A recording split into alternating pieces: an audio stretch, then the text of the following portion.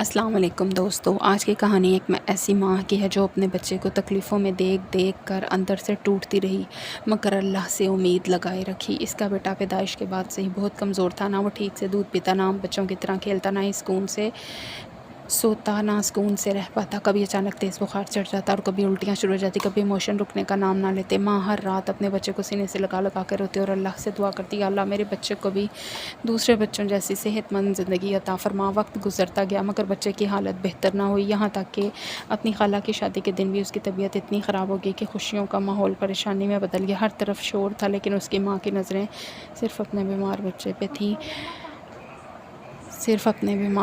پہ تھیں۔ سب سے زیادہ تکلیف دہ بات یہ تھی کہ بچہ کافی عرصے تک بول بھی نہ سکا تھا۔ ڈاکٹروں نے معائنہ کیا تو معلوم ہوا کہ اس کی زبان تالو کے ساتھ جڑی ہوئی ہے، جس کی وجہ سے وہ بول نہیں پا رہا۔ یہ سن کر ماں ٹوٹ گئی، وہ راتوں کو ٹوٹ کر اللہ سے گڑ گڑا کر دعائیں مانگتی۔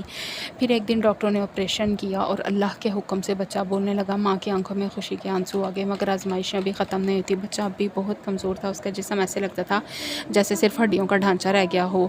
ماں ہر وقت یہی سوچتی رہتی، یا اللہ میرے بچے اتنے کیوں بیمار رہتے ہیں؟ اس کے بچے ہر وقت بیمار رہتے تھے۔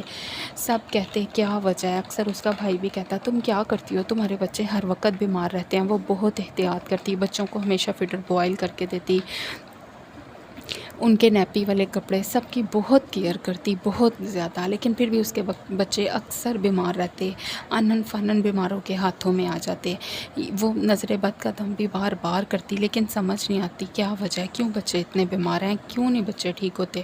اس نے ڈاکٹروں سے بار بار سارے ٹیسٹ کروائے، سب ٹیسٹ ٹھیک آتے لیکن پھر بھی بچے ٹھیک نہیں ہوتے۔ کہاں کیا مسئلہ تھا کسی کو بھی کچھ سمجھ نہیں آتا تھا۔ ڈاکٹر بھی کہتے تھے کہ ہمیں سمجھ نہیں آ رہا کیا وجہ ہے، اللہ ہی بہتر جانتا ہے، بعض چیزوں میں انسان بے بس ہے۔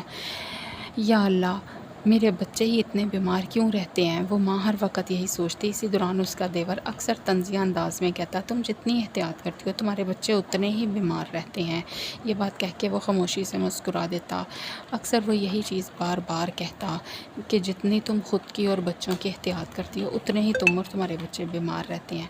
جیسے اس کی بیماری کی اصل وجہ معلوم تھی، لیکن وہ حقیقت کیا تھی؟ آخر ایسا کیا راستہ جو صرف وہ جانتا تھا؟ دوستو، اگر آپ جانتے ہیں کہ اس بچے کے ساتھ آخر کیا ہو رہا تھا اور اس کے دیور کے چہرے پر وہ پراسرار مسکراہٹ کیوں آتی تھی، تو ویڈیو کو بھی لائک کریں، سبسکرائب کریں، چینل کو سبسکرائب کریں، کمنٹ میں ضرور بتائیں کہ آپ ہماری کاوشوں کو پسند کر رہے ہیں کہ نہیں، ویڈیوز کہاں سے دیکھ رہے ہیں، اور یہ کہانی حقیقی زندگی پہ مبنی ہے اور اس کا اگلا حصہ ہم بہت جلد لے کر آ رہے ہیں۔